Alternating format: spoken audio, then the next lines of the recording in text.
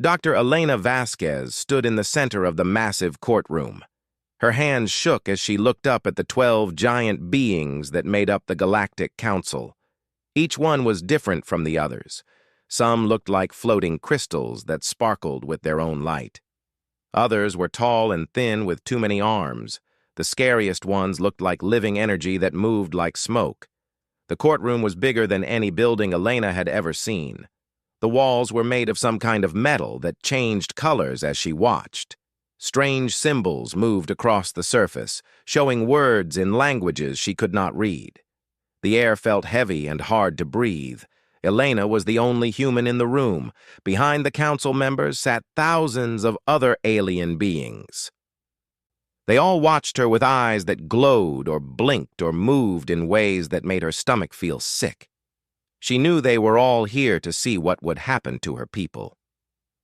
"Human Elena Vasquez," spoke the largest council member. Its voice came from everywhere at once, like thunder rolling across the sky. "You stand here for all of your species. Do you understand why you are here?" Elena lifted her chin and spoke as clearly as she could. "Yes. You say we caused the Proxima incident. You say we broke time itself." A sound like angry bees filled the courtroom. The alien watchers were making noise. Some sounded upset, others sounded afraid. Elena could not tell which ones wanted to help her and which ones wanted her people to be punished. The council member who had spoken was called HFY the Ancient. Elena had learned its name during the long months before this trial. HFY was made of pure energy and had lived for millions of years. It was older than human civilization. It was older than the sun that warmed Earth. "The Proxima incident was not a small mistake," HFY said. "Your people tried to make time move faster around your ships. You wanted to travel through space more quickly. But your experiment went wrong. Very wrong." Elena remembered that day. She had been working on Earth when the news came. The human scientists at Proxima Centauri had built a machine to bend time. They thought they could make their ships move through space in less time by making time itself move differently around them. Instead, they had torn a hole in time itself. 3 star systems lost their normal time flow, HFY continued. In one system, a planet aged 1,000 years in a single day. All life on it died. In another, time moved backward. Ships flew in reverse. People forgot things that had already happened. The third system was trapped in a time loop. The same day happened over and over again. Elena wanted to argue. She wanted to say that humans had fixed the problem. They had worked day and night to repair the damage. They had saved millions of lives. But she knew it would not matter. The council had already decided what would happen. "Your species is too dangerous," said another council member. This one looked like a tree made of metal and wires. "You play with forces you do not understand. You take risks that could destroy everything." "But we learned from our mistake," Elena said. "We know how to be more careful now. We can help fix problems like this in the future." "No," HFY's voice boomed through the room. "You will have no future among the civilized worlds. The Council has made its decision. All humans will be removed from the galaxy. You will be taken to the void periphery. There you will stay forever." Elena felt her heart stop beating for a moment. The void periphery was the empty space beyond the edge of the galaxy. It was a place where space and time worked differently. Ships that went there were never seen again. It was not just exile. It was a death sentence for her entire species. "You cannot do this," Elena said. Her voice was louder now. "We have children. We have families. We have built cities on 100 worlds. You cannot make 50 billion people leave everything they have ever known." "We can and we will," said the tree-like council member. "Our fleets are already moving to your worlds. Your people have 30 days to pack what they can carry. After that, any human found in civilized space will be destroyed." Elena thought about her daughter, Maria, who was only 8 years old.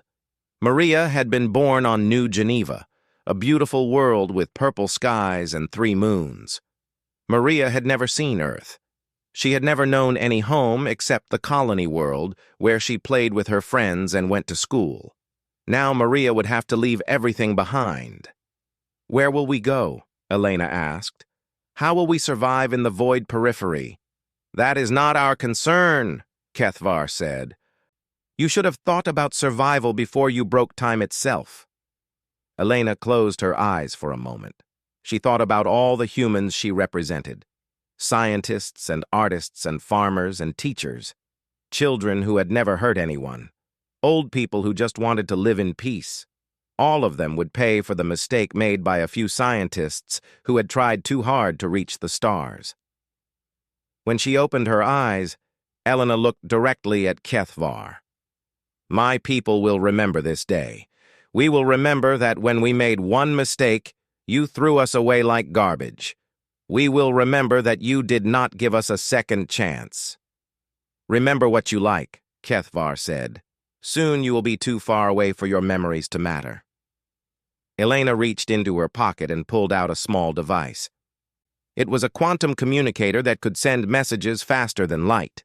The council had not taken it away because they thought it was just a simple computer.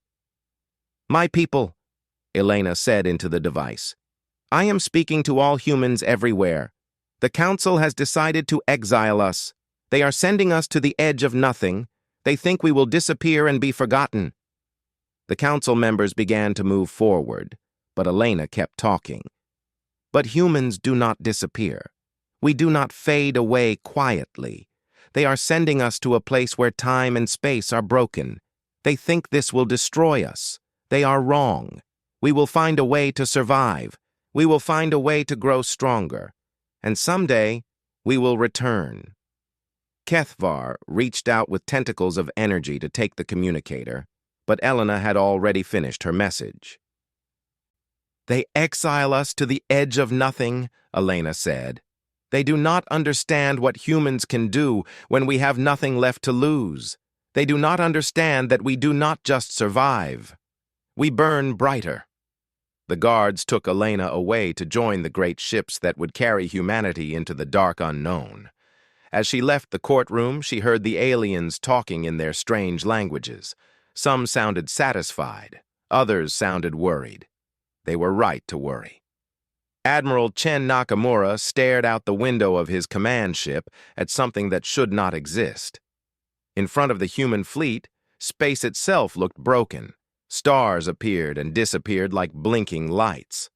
Some areas were completely black, while others shone too bright to look at directly. Worst of all, Chen could see the same star in 3 different places at once. "Sir," said his navigation officer, Lieutenant Torres, "the time readings make no sense. According to our instruments, we have been traveling for 18 months, 6 days, and about 40 years, all at the same time." Chen rubbed his tired eyes. He had not slept well in weeks. None of the fleet commanders had. The void periphery was not just empty space at the edge of the galaxy.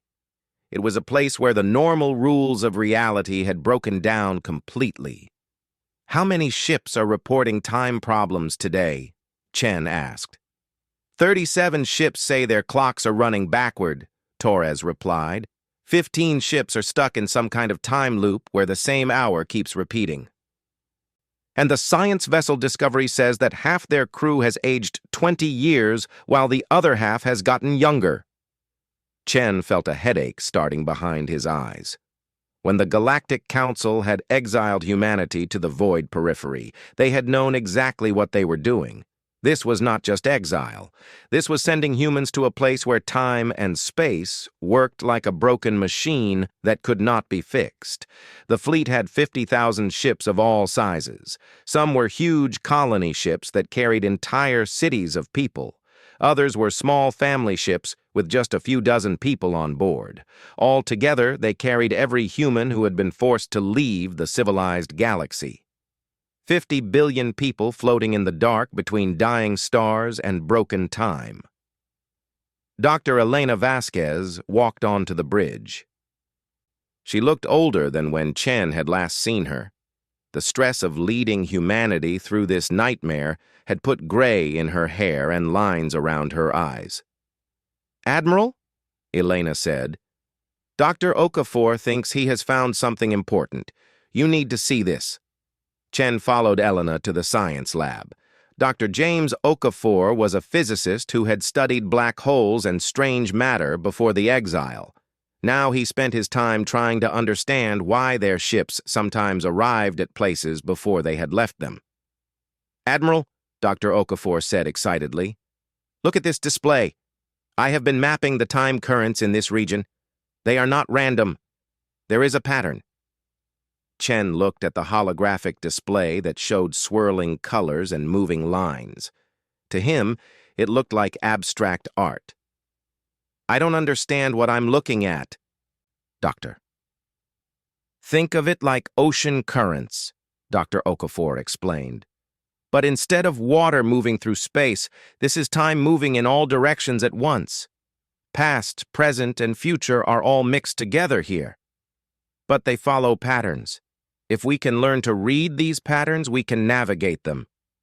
Elena studied the display more carefully. "You think we can predict where the time currents will take us?" "Better than that," Dr. Okafor said. "I think we can learn to ride them. Look here." He pointed to a section where the colors formed a stable spiral. "This is what I call a temporal oasis. In these areas, time moves normally. We could set up a base camp there." Chen felt the first small bit of hope he had experienced in months. "How big is this oasis?" "Large enough for maybe 1,000 ships," Dr. Okafor replied. "But Admiral, there is something else, something even more important. The void periphery is not empty. It is full of potential. This is where new realities can be born." Dr. Amira Hassan entered the lab at that moment. She was the fleet's best mathematician and philosopher. She had been working with Dr. Okafor to understand the strange physics of their new home. "Admiral," Dr. Hassan said, "we need to stop thinking of this place as a prison. The Galactic Council sent us here because they thought the broken time and space would destroy us, but humans have always been good at fixing broken things." "What do you mean?" Chen asked. Dr. Hassan moved to another display that showed complex mathematical equations. Time and space are not solid things like rocks or metal. They are more like cloth that can be woven together. Here in the void periphery, that cloth has been torn and twisted, but cloth can be rewoven into new patterns. Elena stepped closer to the display. "Are you saying we could fix this place?" "I'm saying we could do something better," Dr. Hassan replied. "We could remake it. The Galactic Council thinks in terms of what already exists. They want to preserve and control what is already there. But humans think differently. We imagine what could be." Over the next few days, word of the discovery spread through the fleet. Engineers began working with the scientists to design new kinds of equipment. Instead of trying to fight against the strange time currents, they started learning to work with them. Sarah Kim, the fleet's chief engineer, developed something she called temporal anchors. These were devices that could create small bubbles of normal time around the ships. Inside these bubbles, crews could work and live normally while the chaos of broken time raged outside. "It's like building lighthouses in a storm," Sarah explained to Chen. "The storm is still there, but we have safe points where we can rest and plan our next moves." Dr. Okafor made another breakthrough when he discovered that the time currents carried echoes of things that had happened in other parts of the galaxy. By learning to read these echoes, humans could see events happening thousands of light years away. "Admiral," Dr. Okafor said during one of their daily briefings, "I have been monitoring the echoes from the Galactic Council worlds. There are problems they do not want anyone to know about. Systems where their technology is failing. Colonies that are rebelling against Council rule. They are not as strong and stable as they pretend to be." Elena smiled for the first time since the exile began. "So we are not the only ones having trouble." "More than that," Dr. Hassan added. The Council's rigid thinking is making their problems worse. They cannot adapt to change the way humans can. They are afraid of anything new or different. Chen looked around at his team of brilliant humans who were turning an impossible situation into an opportunity. "What are you all suggesting?" "We stop trying to escape from the void periphery," Elena said. "We make it our home.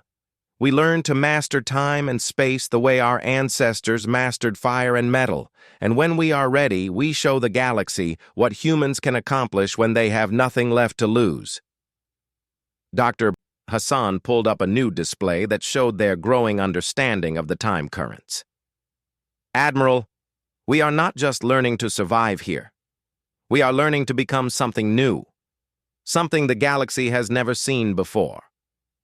Chen nodded slowly. He thought about his daughter back on one of the colony ships. She was growing up in this strange place where yesterday might come after tomorrow, but she was also growing up free from the fear and control that had dominated the civilized galaxy. "Then we begin," Chen said. "We stop running away from what we are and start becoming what we could be." Outside the ship, the broken stars continued their impossible dance through twisted space and time. But for the first time since their exile began, the humans were not afraid of what they saw. They were planning how to make it better. Dr. Amira Hassan stood at the center of what had once been empty space. Around her, the impossible city of New Prometheus rose like a dream made real. The buildings were not made of metal or stone. They were made of time itself, crystallized and shaped by human will into solid matter that gleamed with its own inner light. 5 years had passed since the exile began. 5 years of learning to live in a place where the rules of reality changed from day to day. But humans, as always, had adapted. More than adapted. They had begun to thrive. "The temporal resonance is holding steady," reported engineer Sarah Kim over the communication system. She was working on the newest section of the city, where buildings existed in 3 different time periods at once. "The past foundation is solid, the present structure is stable, and the future expansion looks promising." Hassan smiled as she watched workers moving through the city. Some of them walked normally. Others seemed to flicker in and out of existence as they stepped between different time layers. A few moved in reverse, backing up stairs and unbuilding walls that would be torn down tomorrow so they could be built again yesterday. It had taken 2 years to figure out how to build with crystallized time. Another year to learn how to make it stable. But now New Prometheus was home to over 1 million humans who lived and worked in a place that existed outside normal reality. "Dr. Hassan," came a voice behind her. She turned to see Dr. Elena Vasquez approaching. Elena looked different now, older and wiser, but also somehow more than she had been before. There was a strange light in her eyes that seemed to come from very far away. "Elena," Hassan said, "how did the experiment go today?" "Better than we hoped," Elena replied, "and more dangerous than we feared. We need to talk." They walked together to the central laboratory, a building that existed in 7 different dimensions at the same time. Inside, Dr. James Okafor was studying readings that would have made council scientists run away in terror. "Show her what we found," Elena said. Dr. Okafor activated a display that showed the structure of space and time around New Prometheus. "Dr. Hassan, you know how we have been learning to anchor our buildings in stable time currents. But today we discovered something new. We can create what Elena calls causal roots." Hassan studied the display. The mathematics were incredibly complex, but the basic idea was simple and terrifying. "You mean we can make events that cannot be changed? Things that become so much a part of reality that even time itself cannot erase them?" "Exactly," Elena said. "But the process requires a sacrifice. Someone has to merge their consciousness with the temporal matrix. They become a living anchor point that holds the causal root in place." Hassan felt her stomach drop. What happens to the person who does this? They don't die, Elena said carefully. But they don't stay human in the way we understand it either. They become something more. Their consciousness spreads through the time currents like roots through soil. They can see all possible futures and influence which ones become real. Dr. Okafor pulled up another display that showed the network of time currents flowing through and around New Prometheus. If we could create enough causal roots, we could build something that has never existed before. A pocket dimension that operates by our rules instead of the normal laws of physics. Hassan understood immediately. A place where humans control time instead of time controlling us. More than that, Elena said, a place that would be completely safe from any outside interference. Even if the Galactic Council found us and attacked with their most powerful weapons, they could not touch something that exists outside normal causality. Hassan thought about the implications. Such a place would be more than a refuge. It would be a fortress that could protect humanity forever, but the cost would be enormous. How many people would need to become causal anchors? Hassan asked. Thousands, Elena said quietly. Maybe tens of thousands, and it has to be voluntary. The process only works if someone chooses it freely, understanding exactly what they are giving up and what they are becoming. Hassan walked to the window and looked out at the impossible city they had built. In the distance, she could see human children playing in parks where gravity flowed upward and flowers bloomed yesterday for tomorrows that might never come. These children had never known the fear that had dominated life under the Galactic Council. They had grown up free. There is something else, Elena said. The volunteer anchors would not be alone. Their consciousnesses would be connected to each other and to anyone else who chooses to join the network later. They would become part of something larger than any individual human has ever been. A collective consciousness? Hassan asked. Not exactly, Dr. Okafor said. More like a symphony where each consciousness plays its own part while contributing to a greater harmony. They would keep their individual personalities and memories, but they would also share in the experiences and knowledge of the whole network. Hassan turned back to her colleagues. And you want to be the first volunteer? Elena nodded.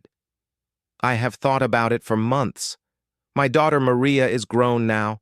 She has her own family. She does not need me to take care of her anymore. But she and her children and all the humans who come after them will need what I can become. They will need a foundation that nothing can destroy. Elena, Hassan said softly, are you sure? Once you begin the transformation, there is no going back. I have been sure since the day the Council exiled us, Elena replied. They thought they were ending human civilization. Instead, they gave us the chance to become something better. Something eternal. Over the following weeks, word spread through New Prometheus about the Causal Root Project. The response surprised everyone. Instead of fear or resistance, thousands of humans volunteered to become anchors, scientists who wanted to continue their research across multiple timelines, artists who dreamed of creating works that would exist in every possible future, parents who wanted to protect their children forever. The first transformation took place on a Tuesday that lasted for 37 hours. Elena lay down in the center of a chamber lined with crystallized time. As the process began, her body seemed to become transparent, like glass or clear water. I can see everything, Elena whispered, as her consciousness began to spread through the temporal matrix. Past and future and all the paths between them. It's beautiful. We are going to build something amazing. Hassan watched as her friend dissolved into light and became part of something larger. On the monitors around the chamber, new displays appeared showing connections forming between Elena's consciousness and the time currents that flowed through the void periphery. The first causal root is established, Dr. Okafor announced. The network is beginning to form. But Elena was no longer Elena in the way they had known her. She was still herself, but she was also becoming the foundation of something that had never existed before. A realm where humans would be masters of their own destiny. As more volunteers underwent the transformation, the network grew stronger. The impossible city of New Prometheus began to change, becoming more stable and more wondrous with each new anchor point. They were no longer just building a city. They were building a new kind of reality where human dreams could become as solid as stone and as permanent as the stars. Maria Vasquez walked through gardens that bloomed in eternal spring while snow fell gently from a summer sky. She was 30 years old now, but in the eternal realm, age was just another choice among many options. Her mother, Elena, existed everywhere around her, a gentle presence in the network of consciousness that had become the foundation of their impossible home. "Good morning, Mother," Maria said aloud, knowing Elena would hear her. "Good morning, my daughter." Elena's voice came from the air itself, warm and loving as always. "The Council ships have reached the edge of our detection range. They will be here soon." Maria nodded. They had been expecting this day for months. The Galactic Council had finally noticed the impossible energy readings coming from the void periphery. They were sending ships to investigate what the exiled humans had become. The eternal realm was nothing like the broken chaos of the void periphery that had greeted the human fleet 10 years ago. Using the consciousness network of thousands of volunteers, humans had carved out a pocket of reality where they wrote their own rules. Time flowed the way they wanted it to flow. Space bent to accommodate their needs. Death had become optional, and the word impossible had lost all meaning. In the central plaza, children played games that involved running backward through time to tag their past selves. Their laughter echoed through dimensions that existed only because human imagination had made them real. These children had never known fear or limitation. They grew up believing that anything they could dream, they could build. "The Council fleet consists of 12 dreadnought warships," reported Admiral Chen Nakamura. He still commanded the human fleet, though his ships were now scattered across 17 different timeline branches to maximize their strategic advantage. "They are using standard approach vectors. They have no idea what they are flying into." Maria smiled. The Council's ships were powerful by the standards of normal space. They could destroy planets and bend space with their weapons. But they operated according to the old rules, the limiting rules that said cause must come before effect, and that time could only move in one direction. "Should we hide the realm from them?" asked Dr. Sarah Kim.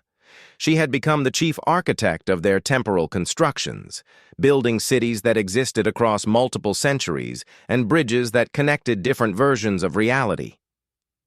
"No," said the collective voice of Elena and the other network anchors. "It is time for the galaxy to see what we have become. It is time for them to understand that exile was not our ending. It was our beginning." Dr. James Okafor activated the observation systems that allowed them to watch events happening anywhere in the galaxy.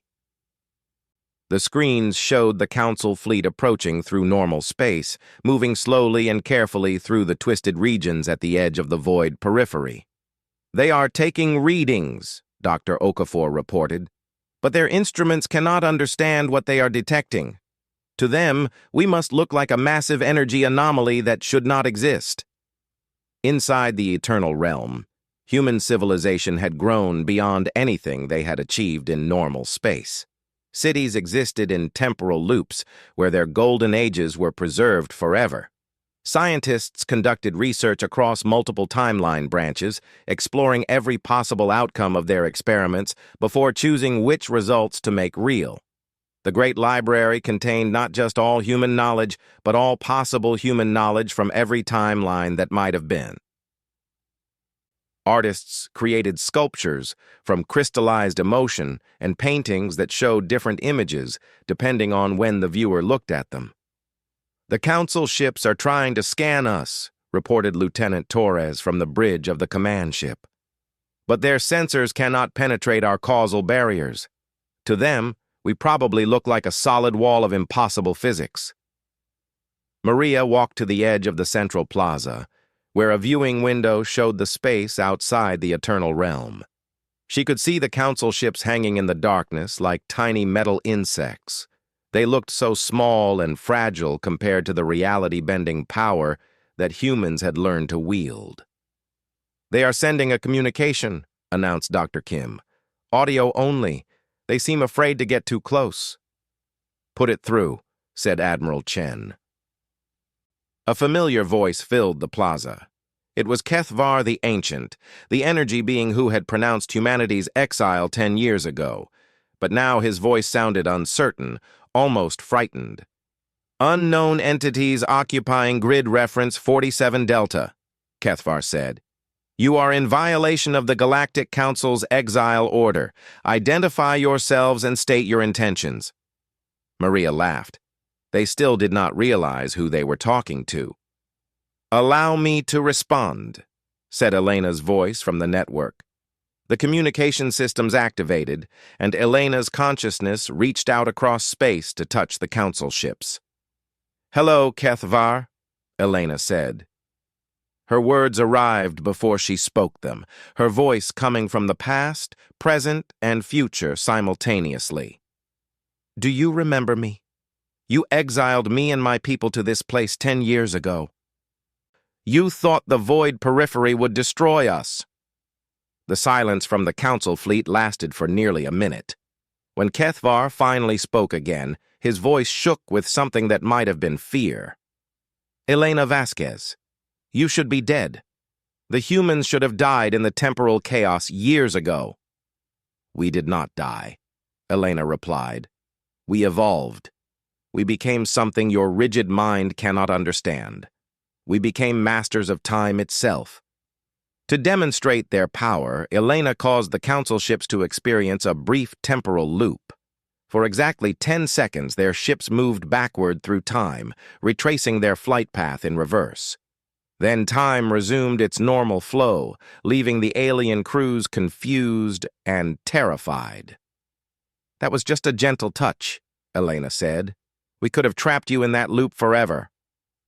We could have aged your ships to dust, or made them young again. We could erase you from history, or create a timeline where you never existed at all."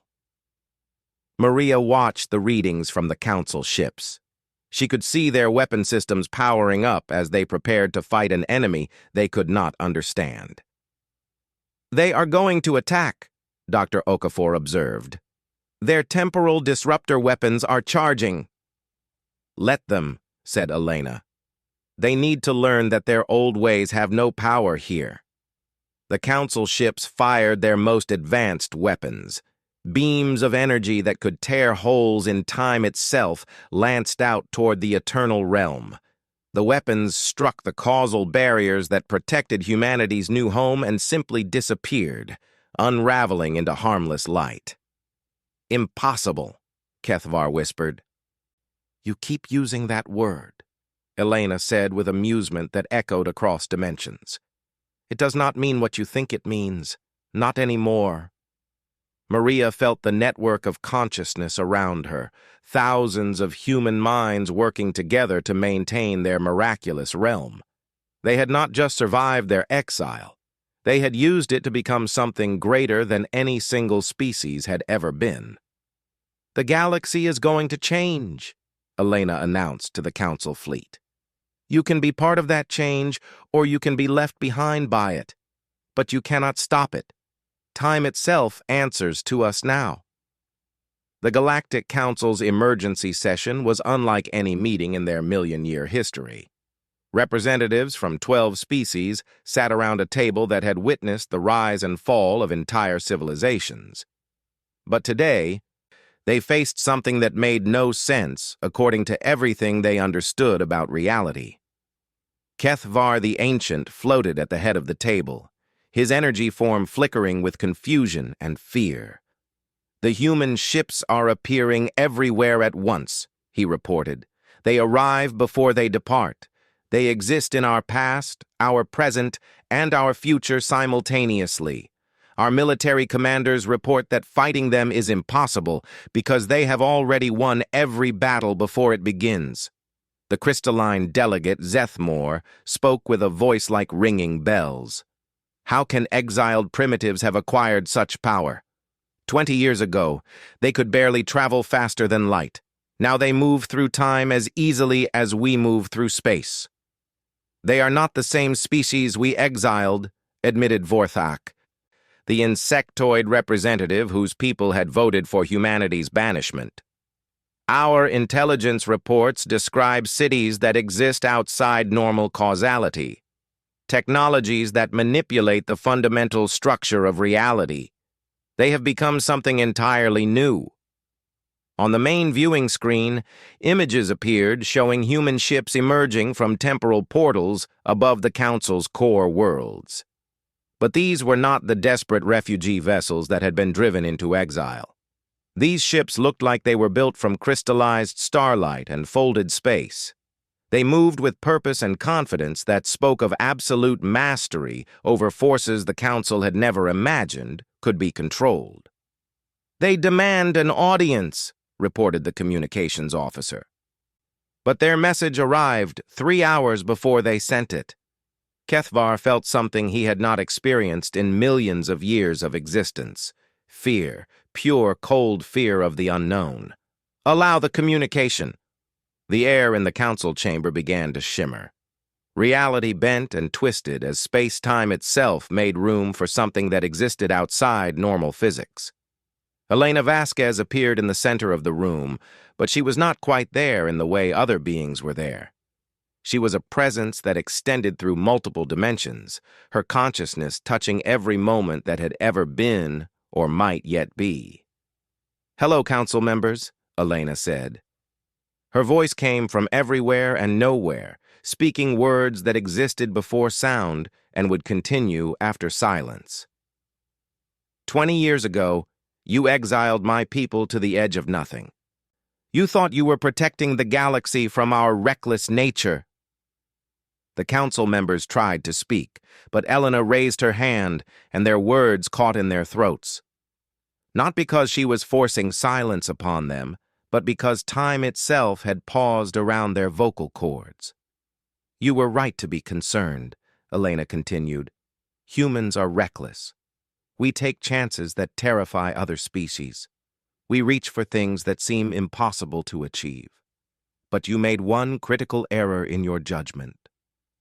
She gestured, and holographic displays appeared showing the long history of galactic civilization, billions of years of slow, careful progress, species that learned to accept their limitations, technologies that improved gradually over centuries. "You mistook caution for wisdom," Elena said. "You built a civilization based on preventing change rather than embracing it. You became so afraid of making mistakes that you stopped trying to grow." The displays shifted to show the current state of the galaxy. Systems where ancient technologies were beginning to fail because no one remembered how to repair them. Colonies that stagnated because their inhabitants were afraid to try new approaches. Wars that continued for thousands of years because neither side could imagine a different way of resolving conflict. "Your galaxy is dying," Elena observed, "not from war or disaster, but from the slow poison of unchanging routine. Your people live the same lives their ancestors lived 1,000,000 years ago.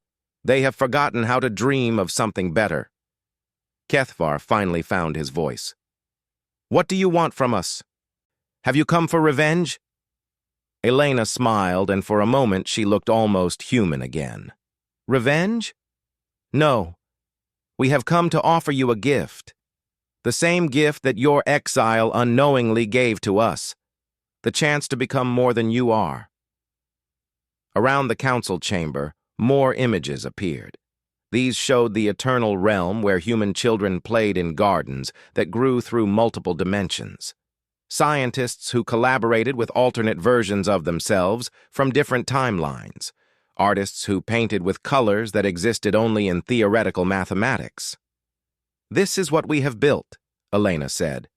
A civilization where the only limitations are the ones we choose to accept, where death is a temporary inconvenience and time itself bends to accommodate our dreams. It should not be possible, whispered Zethmore. The laws of physics forbid such things. The laws of physics are guidelines, not chains, Elena replied. They describe how reality usually works, not how it must work. When you understand that, everything changes. Elena moved to stand before each council member in turn, though she somehow remained in the center of the room at the same time. We offer you a choice. Join us in building something new. Learn to see beyond the limitations that have trapped your civilization for so long, or continue as you are until stagnation finally destroys what you have built. And if we refuse? Asked Vorthak. Then you refuse, Elena said simply. We will not force change upon you. That would make us no better than the tyrants you have become. But change will come whether you participate or not. The galaxy is going to evolve, and you can either be part of that evolution or be left behind by it. Elena raised her hand again, and new images appeared. These showed possible futures where humanity and the council species worked together. Technologies that could heal dying worlds in minutes. Art that existed across multiple realities simultaneously. Civilizations that spread not just through space, but through time itself, building wonders that would last for all eternity. We have seen these futures, Elena said. They are beautiful beyond your current ability to imagine. But they can only exist if you let go of your fear of change. The council members looked at each other with eyes that reflected 1,000,000 years of careful, controlled progress. Change had always been their enemy. The unknown had always been dangerous. But now they were faced with a species that had made the unknown their home and turned danger into power. How do we know you will not dominate us as you could have done to our military forces? Asked Kethvar. Because, Elena said, we have already begun. The displays changed again to show what had been happening throughout the galaxy over the past few days. Wars that had suddenly ended when enemies found themselves unable to feel hatred for each other. Failing technologies that had mysteriously repaired themselves. Planets where dead ecosystems had begun to bloom with new life. We have been removing the barriers to progress that your fear created, Elena explained. Not by force, but by showing people what becomes possible when they stop believing in limitations, the corruption, the stagnation, the despair that has spread through your civilization. All of it exists only because you choose to believe it must exist. Maria Vasquez appeared beside her mother, no longer the frightened child who had been forced into exile, but a woman who had grown up believing that anything was possible. The galaxy can become a place where every species reaches their full potential, she said, where children grow up dreaming of wonders instead of learning to accept limitations. Elena nodded and began to fade from view, her consciousness returning to the vast network that connected all of humanity across time and space. The choice is yours, council members. Remain as you are or become something greater. Either way, the age of stagnation is ending. The age of infinite possibility has begun. As the human presence departed, the council members sat in silence, contemplating a future that was both terrifying and wonderful. Outside their windows, the stars themselves seemed to shine brighter, as if the universe had remembered how to hope.